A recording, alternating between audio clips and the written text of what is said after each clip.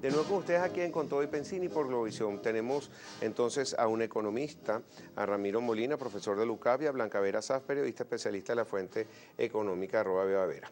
Por cierto que gracias a que yo te sigo en Twitter, @bebavera, es que yo me di cuenta que tenía que leerme obligado hoy el Nacional. Lo primero que hice al levantarme fue esperar a que pudiera abrir la página y encontrarme con esta bomba que tú pones aquí. Pero ya yo conocía a este personaje, Alfredo Serrano Mancilla, que es asesor del presidente, gracias a que tú hablaste de él en esta oportunidad. Fíjate que ayer a mí me hablaron unas personas cercanas, unos empresarios que están en los motores de la economía en distintos sectores y me preguntaban, bueno, es que hay un personaje español que no conocemos, que está frenando todo lo que tratamos de hacer. Bueno, la mayoría de las cosas. Porque viene algo que aquí se habla y me dice que allá se caen a golpes. Dentro de los motores dicen las verdades que peor que lo que se dicen a veces en este programa. Y que dicen las verdades que saben lo que está pasando en la economía, que aquí no es que son compañitos calientes. Llega a un acuerdo, sale algo que va a firmar el presidente y de repente llega allá y se tranca. Y dicen que es por este personaje. ¿Quién es él? ¿Por qué tiene tanto poder, Blanca? ¿Y cómo sabes toda esta información, además? La fuente no se revela. Okay. Pero sí puedo decirte que Serrano Mancilla logró ganarse la confianza del presidente Maduro hace muchísimo tiempo. Pertenece a un sector del gobierno que es bastante radical, al que pertenece, por ejemplo, el ministro Ricardo Menéndez. Es bastante apreciado por una parte del alto gobierno. Maduro confía mucho en él y el hecho de que hoy en día no tengamos una unificación cambiaria, como de hecho lo planteó hace algunos meses el que era vicepresidente del área económica, Rafael Ramírez, el actual vicepresidente del área económica, Miguel Pérez Abad, que lo ha planteado el presidente de PDVSA muchísimas veces, Eulogio del Pino. Bueno, esa unificación cambiaria hoy en día no existe porque Serrano Mancilla se ha puesto y el presidente Maduro, quien además lo llama Jesucristo, por su aspecto físico, el aspecto físico de Serrano Mancilla, pues le ha hecho mucho caso y dice que bueno, le sigue los consejos al pie de la letra. Y bueno, obviamente es lógico que entonces a un periodista le llegue este tipo de información cuando dentro del gobierno hay molestia por este personaje. O sea, no es una cosa que sea muy difícil que le llegue a uno ese tipo de informaciones con detalles, además, porque la puedes ir confirmando como con diversas personas. Uno siempre como que confirma los datos con varias fuentes. Sí, pero el hecho que se esté hablando de la posibilidad de un default, tú dices que no afecta a los mercados. Estamos hablando con Ramiro Molina, y sí afecta en algo porque por lo menos tomaron ganancia, bajaron 2 puntos porque hay una reacción. A lo mejor mañana vuelve a subir y ya estaba descontado, lo que tú quieras, pero hablar de un default ya seriamente, de que están personas cercanas al presidente, ¿no crees que tú, como se toman las decisiones en este país, que en algún momento lo puedan hacer, más allá de la seriedad de PDVSA, pasar por encima de Eulogio del Pino? Creo que tal vez la percepción se sesga un poco por el título de la noticia, que decía que el gobierno estudia un default. Hasta donde entiendo pueden haber ideas de todo tipo, y personales, individuales y propuestas, todo tipo de carpetas circulando en los ministerios, en Banco Central, en PDVSA, asesores y personajes internacionales de muy buena reputación, de mala reputación, de dudosos, bueno, todo tipo, porque estamos ante una situación muy particular. Es una empresa que está funcionando, que genera caja, su producto de venta está mejorando, aunque esté cayendo un poco su producción, y tiene unos compromisos que hacer frente. Y hay gente que cree que puede ayudar porque además es gente que vive de eso, de buscar soluciones financieras para ese tipo de cosas. De verdad, yo creo que independientemente de todo el ruido que lo vamos a seguir teniendo institucional, el ruido político y social y todo lo que se puede configurar alrededor de esto, lo que realmente va a determinar el curso de los eventos en esta materia tiene que ver con 4 cosas. La primera es: ¿los chinos siguen o no siguen? ¿Dan el año de gracia o no dan el año de gracia? ¿Se renueva el tranche o no? Ahí resuelves todo. El precio del petróleo, ¿de dónde se ubica el segundo semestre? Si está a $5 en promedio, más alto que el primer semestre, esos son $4.000 millones más. Eso ya resuelve el problema de octubre-noviembre.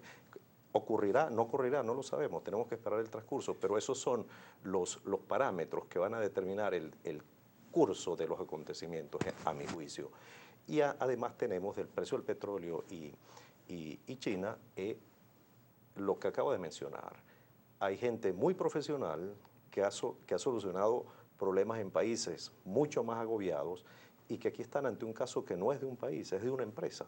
Es una empresa además que tiene mucho más margen de maniobra que un Estado soberano en buscar fórmulas financieras, asesorías, etcétera. Y creo que el reto es de creatividad financiera más que de una trampa política en la que estemos. La visión pareciera que tiene sentido porque hasta ahora ha sido así. En cuanto al tratamiento ha habido un compromiso de voluntad evidente porque hemos estado pagando en medio de todas estas penurias y también parece un poco ingenuo pensar que vas a cambiar, después de haber cruzado lo peor del desierto, vas a colapsar en la orilla cuando todavía tienes algo de activos, todavía tienes algo de maniobra y la empresa está operativa. Okay. Ahora, tú haces una relación entre este posible default con un referendo revocatorio. Estamos combinando como lo político con lo económico. ¿Tú crees que tenga esa consecuencia de darse ese default que aquí el experto cree que no se va a dar? ¿Tú sí crees que se pueda dar? Estoy de acuerdo con Ramiro con que todas las condiciones indicarían, y la manera como PDVSA se ha ido organizando, indicarían que no debería haber un default, no tiene por qué. Además, las consecuencias de hacerlo serían terribles, ¿no? Sin embargo, hay que recordar que los ideólogos como Serrano Mansilla no miden mucho esos aspectos técnicos, sino miden más la sobrevivencia política. Okay. Todos sabemos además que Serrano Mansilla es uno de los hacedores, de los pensadores de la guerra económica, del discurso de la guerra económica, que no ha calado porque, bueno, al final los índices de casa siguen altísimos y los índices de inflación están también por los aires. Los diputados del PCV lo saben, la base del PCV lo vive, o sea, todos son venezolanos y todos pagan y tratan de conseguir productos. Y tienen familia, porque si no es en la casa de él es el de al lado. Absolutamente. Entonces, un poco, todas esas, digamos, mensajes claves que desarrolló Serrano Mansilla con respecto a la guerra económica, pues no han calado porque no son ciertos. Pero de alguna manera él, que es un asesor que cobra por sus asesorías, pues se está viendo un poco arrinconado y está tratando de encontrar alguna estrategia que ayude a Maduro en un momento en donde se está viendo cercado por la convocatoria al referendo, pues lo ayude un poco a subir. Y en su pensamiento, en el pensamiento de Serrano Mansilla, una buena idea para esto sería, por ejemplo, bueno, llamar a un canje hostil de bonos. Yo repito, y en la nota del Nacional está bien claro, tengo que aclarar nuevamente que Serrano Mansilla es un hombre que escucha, que hace que Maduro lo escuche, es un hombre que tiene inherencia en todo lo que son las decisiones del alto gobierno, lo ha tenido sin necesidad de tener un cargo ministerial porque es español. Entonces, el hecho de que él no sea un ministro formalmente no significa que en el pasado y en el presente no haya tenido influencia y no la pudiera seguir teniendo. Es precisamente por eso que, digamos que hay como cierto divorcio entre lo que es el gabinete económico formal y las ideas de Serrano Mansilla, lo que no quiere decir que Maduro no llegara a escucharlo nuevamente. Claro. Ahora, Ramiro, ella habla sobre una toma hostil de bonos, un canje hostil de bonos, un hostile swap sería como se llama en inglés el término financiero. Si esto ocurriera, vamos a darle, porque uno tiene que estudiar los distintos escenarios. Claro. Que te cambie un bono por otro se considera default, de alguna manera te están pagando.